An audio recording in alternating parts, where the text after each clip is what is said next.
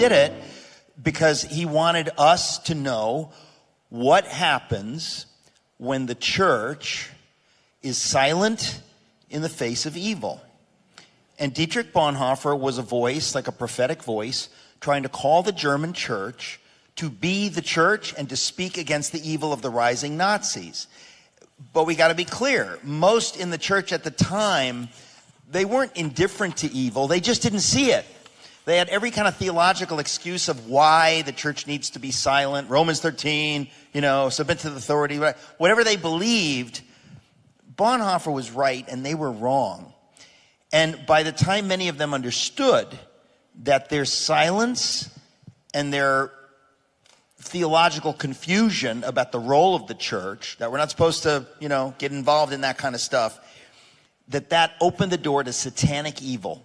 Yes. And so I realize now that the Lord called me to write that book because precisely what happened then is happening now in America. The silence of the American church is opening the door to satanic evil. But I believe the Lord called me to write this new book. The Bonhoeffer book's the longest book I ever wrote. This is the shortest book I ever wrote. To say to the American church, this is not my will for you, that you continue down the path that the German church went down. That's the path you're on right now. Maybe not this church, but a lot of churches. But that the Lord would want us to understand biblically why that kind of silence is wrong, why biblically it's the role of the church to speak into all of these issues and to stand against these issues, and to do so that we would repent and that the church would help turn this nation really back to God. So Eric, if somebody's watching right now or somebody is here right now, they're thinking the thought like, hey, doesn't Eric, you graduated from Yale. You should know better. You should know that there's a separation of church and state. Never heard of that. Don't you know, Eric, don't you know? Never came across that one. What would you say to somebody who would say the church needs to stay in its box? Right. And well, we got to be real clear. I mean, first of all, to be technical, the phrase separation of church and state, we know it's not in the Constitution. But the concept is correct. But it has been misinterpreted, and this is all in my new book, Letter to the American Church. It's been misinterpreted utterly since about the 60s. The idea of the separation of church and state was put in place by the founders of this nation to keep the government, to keep the state out of the church's business. Now, that's not my opinion. That's not your opinion. It's not my opinion. This is what every single one of the founders understood, that you cannot have real freedom, you cannot have a people who govern themselves unless they are free to believe as they like, whether they like. If you want to be an atheist, you want to be a Buddhist, you want to be Christian, whatever, the government has zero right to bother you about that. Any more than they can tell you what car you need to drive or whatever it was. The government has, according to our founding documents, according to the founding vision of this nation, it must keep away from those issues and allow the people themselves to decide. Yeah. So every other country that we had fled, from Europe, they had no separation of church and state. If you go to that, if you're part of that country or whatever, everybody goes to that church.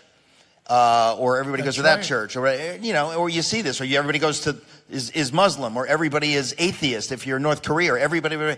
America, they said we're going to have religious liberty, and they understood that undergirds all of our liberties. They knew this. This is like math. This is not opinions, folks. This is the key. Like, you cannot have American-style liberty and self-government unless you have actual liberty, particularly with regard to religious liberty. That the government cannot tell you what to think, cannot tell you what to believe, and it definitely cannot get involved in whether you go to church or how you go to church or where you go to church.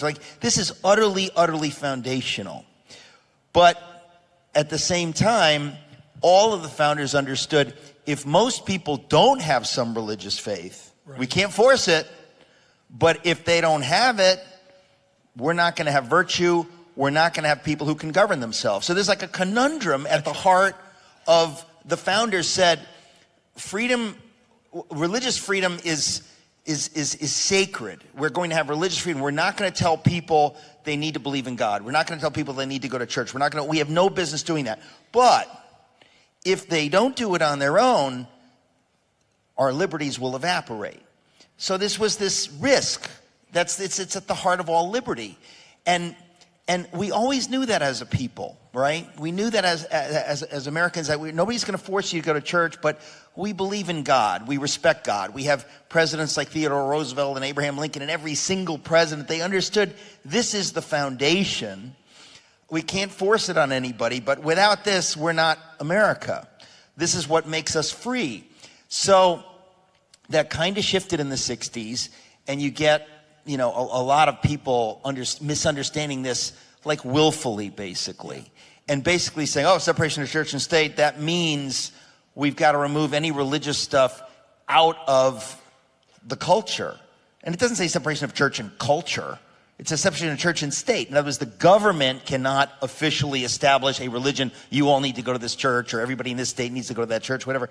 But somehow, Richard John Neuhaus wrote a book in 1984 called The Naked Public Square, talking about that we're trying to strip the public square of any trappings of religion, which is the opposite of what the founders wanted. The founders knew that if we don't have a lot of religious people in this country, we're not going to have freedom. And I wrote about this in another book called If You Can Keep It.